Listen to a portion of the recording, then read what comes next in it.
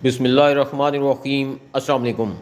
फैसल वाडा, तुम जर्नैलों के बूट चाट के यहाँ पहुँचे हो और हमने तो आवाम से वोट लिया है। बस ये कहना था तारड़ का कि फैसल वाडा ने 18 फरवरी की वीडियो चलाकर तारड़ को नंगा कर दिया। वाडा और अता तारड़ में शदीद लड़ाई, एक दूसरे को गंदी गालियाँ और फिर नाजरीन बात हाथापाई तक पहुँच गई।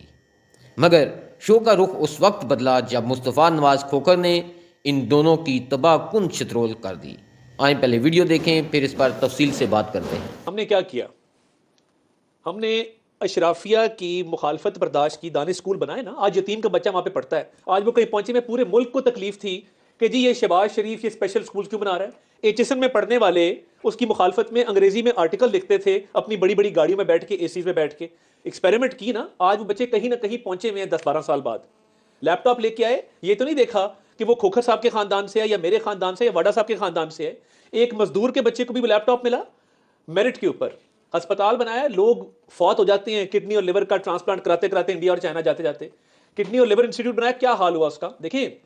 सक्सेस स्टोरीज हैं और वो सारी डाउन ट्रॉडन के लिए। नीचे से नीचे जो बेचारे पिसते हैं लोग। मगर क्या हुआ? मगर क्या हुआ? साकिब निसार आ गया, एक एक्सपेरिमेंट आ गई जिसने ये सारी चीजें उठा के बाहर फेंक दी। आप कह लें, फिर मैं मुस्तफा से पूछूं। सर मेरी दो सॉरी सर, नहीं गो अहेड। देखिए सर, इन्होंने शहबाज शरीफ साहब ने स्लोगन बनाया, ये मशीन नहीं मिशन है। और बाबा, मशीन को मिशन ना बनाओ, पाकिस्तान की कौम को अपना मिशन बनाओ। मशीन से हमें कोई फर्क नहीं पड़ता, इनिशिएटिव से ही होता है ना। इंसान को मिशन बनाए, नंबर एक। नंबर दो सर, जिस जुडिशरी की बात आप कर रहे हैं जिधर जस्टिस है ही नहीं, उस मुल्क के अंदर एक अपराइट आदमी आने वाला है, फायद ईसा साहब। उस अपराइट आदमी के लिए आप नैरेटिव बना रहे हैं कि जी दौड़ चोड़ हो गई है, फरमाइशी प्रोग्राम है, ये भी हो जाएगा और वो जी हो जाएगा, और उनके आते साथ ही हम लैंड करेंगे। फायद ईसा साहब एक अपराइट ब्लंट विकेट के बाहर खेलने वाला आदमी है। कंट्रोवर्शियल ना बनाए, उस इंसान की जो परफॉर्मेंस है उसको आगे रखें। फायद ईसा साहब के लिए स्ट्रेट फॉरवर्ड मैन। मेरा उनको मशवरा यह है कि सिर्फ अपने आप को चीफ जस्टिस की ड्यूटीज तक ही महदूद रखें। साकिब निसार या इफ्तिखार चौधरी ना बने, खुदा के लिए। हमें चीफ जस्टिस सुप्रीम कोर्ट चाहिए। माहौल क्या बन रहा है कि वो आएंगे तो पूरी दुनिया चेंज हो जाएगी। 160-170 रुपए का आटा हो, पता नहीं 155 रुपए के कितना चीनी का रेट हो, दालों वालों की कीमतें कहीं चली गई, पेट्रोल 300 रुपये पे पहुंच गया, डॉलर भी 300 से क्रॉस कर गया। मैं तो सोचता हूँ ये 25-24 करोड़ जो लोग हैं ये करेंगे क्या? मतलब इसमें से 10% निकाल दें, बाकी 90% को तो शाम को रोटी जो है खानी मुश्किल हो जाएगी। मलिक साहब, आपने बिल्कुल ठीक कहा। और सूरत हाल इस हद तक ख़राब है कि इस वक्त आपका जो नौजवान है उसकी इस मुल्क के अंदर उम्मीद ख़त्म हो गई है, बाकी लोगों की भी ख़त्म हो गई है। और उसकी एविडेंस क्या है? उसकी एविडेंस ये है कि इस वक्त आपका 20 से 25 हज़ार नौजवान लिबिया में पड़ा हुआ है। इस मुल्क को छोड़ के गैर कानूनी और ख़तरनाक सफ़र अपने सिर मोल ले रहा है, सिर्फ इसलिए कि उसको यहाँ पर वो ज़िंदगी मुयसर नहीं है जिस ज़िंदगी की तलाश में वो निकला है। इस साल पाकिस्तान से जो माइग्रेशन हुई है, रिकॉर्ड पाकिस्तान से माइग्रेशन हुई है। आपके सारे प्रोफेशनल्स यहाँ से निकले। मुल्क में किसी का कोई कारोबार नहीं चल रहा। अगर कारोबार चल रहा है तो सिर्फ इमिग्रेशन वालों का कारोबार चल रहा है, जो लोगों को मुल्क से बाहर भेज रहे हैं। मेरे भाई ने बिल्कुल ठीक बातें की कि इस वक्त लोगों को बिल्कुल, उनको, मैंने आपको आईएसको की एग्जांपल दी, ये एक एविडेंस है कि लोगों के अंदर अब कैपेसिटी खत्म हो गई है। जो कंपनी 100% तक वसूली कर रही थी बिजली के बिलों की, उसकी वसूली अब 60% पे आ गई है। लोगों के अंदर कैपेसिटी खत्म हो गई है। और जो सियासतदान है, भाई के साथ माजरत के साथ, सियासतदान एब्डिकेट कर चुके हैं। जो उनका काम था वो काम अब नहीं कर रही है। जो काउंसिल बनी है ये इस वजह से बनी है कि सियासतदान काम नहीं कर रहे थे। ये अनकॉन्स्टिट्यूशनल है ये काउंसिल, मैं उसके बिल्कुल हक में नहीं हूं, लेकिन ये सियासतदानों के जो करने के काम है वो भी तो करें ना। अब हमारी जो इस वक्त जितनी पॉलिटिकल पार्टीज की लीडरशिप है, बिला किसी मुबालगा आराई के मलिक साहब, उनमें से हर कोई चापलूसी में लगा हुआ है, अग्रीड, पावर पॉलिटिक्स में लगा हुआ है। उनका मकसद यह है कि हम सिर्फ किसी न किसी तरीके से इक़्तिदार में पहुंच जाए। अवाम के इश्यूज पे सियासत नहीं कर रहे। पुल का इफ्तिताह करते हैं तो आर्मी चीफ की तारीफ करते हैं, कहते हैं कि मैं 30 साल से एस्टैब्लिशमेंट की आंख कता रहा हूं। बाकी पॉलिटिकल पार्टीज आप उठा के देख लें, पीपल्स पार्टी आप उठा के देख लें, कौन सी ऐसी जमात है इस वक्त जो ताबेदारी की नई तारीख रकम करने में मसरूफ नहीं है? सर, शहबाज शरीफ साहब ने तो अपनी क्वालिफिकेशन में ना चांद लगा लिए। कुछ ऐसी बातें कर गए हैं जी, मतलब वो शायद पिछले 75 सालों में किसी ने नहीं की जो वो कर गए। और जो कानून साजियां इन्होंने आखिरी दिनों में की, और इतना मैं ब्रेक ले लूं। मैं इस टॉपिक पे आपसे चाहूंगा कि आप और रोशनी डालें, क्योंकि खोकर साहब आपसे मैंने बात खत्म की थी, आप ही पहले शुरू करिए। क्या लोगों को उम्मीद दिलाने के लिए हम कुछ बातें कह सकते हैं कि ये तरीकाकार हो तो हम अगले कुछ अरसे में पाकिस्तान को बहरान से निकालेंगे? उम्मीद इसी सूरत में दिलाई जा सकती है जब हम अपने रवैये तब्दील करें मलिक साहब।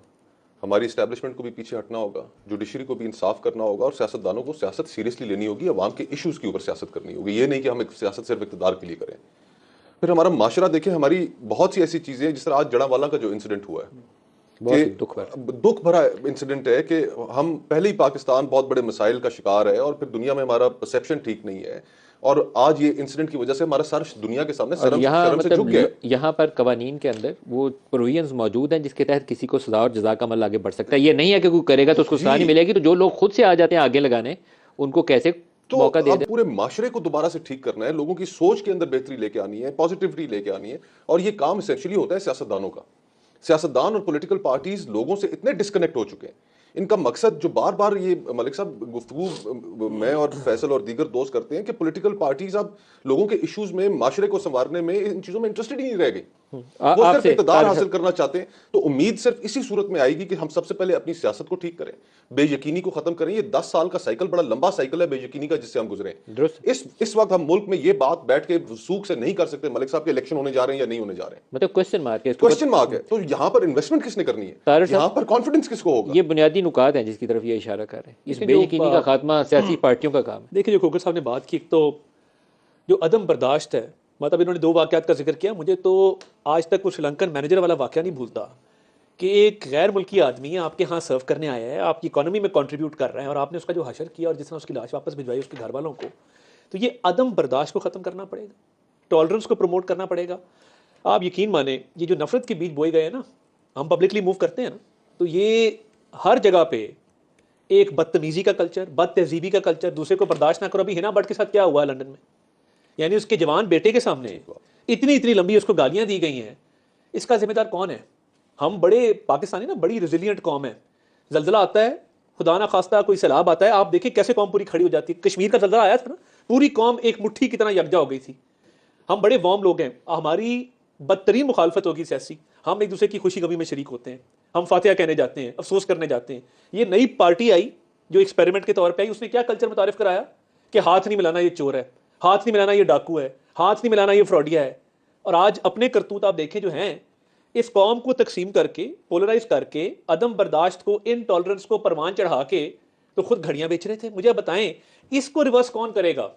मैं तो अक्सर मेरी हाथापाई हो जाती है, कहीं जाता हूं तो मैं, अब ये उस दिन खोखर साहब ने भी किया, एक लेवल है ना बर्दाश्त का।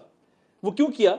क्योंकि पब्लिकली आप अपनी फैमिली के साथ बैठे हैं और अगर कोई प्रोपेगेंडा के तहत या सोशल मीडिया ब्रेन वॉशिंग के तहत 4 हल्काबाद कहेगा तो 5 हल्काबाद हमें भी आते हैं, हमारे भी हाथ बिल्कुल फ्री हैं। बट इस अदम बर्दाश्त को, इसको ख़त्म करना पड़ेगा। नाज़रीन, आपने अता तारड़, फैसल वाडा और मुस्तफ़ा नवाज़ खोखर की गुफ्तगू सुनी। नाज़रीन, आपने देखा कि अता तारड़ कैसे झूठ पे मबनी कहानियाँ बना के अपनी जमात को डिफेंड कर रहा था, मगर हकीकत तो ये है कि ये 17 सीटों वाले हैं और जिनके पास अक्सरियत है, जो 8 फरवरी को इलेक्शन जीते, वो आज जेल में हैं। नाज़रीन, आप इस बारे में क्या कहना चाहेंगे? आप अपनी राय से हमें ज़रूर आगाह करें। नेक्स्ट वीडियो तक मुझे दें इजाज़त। अल्लाह हाफ़िज़।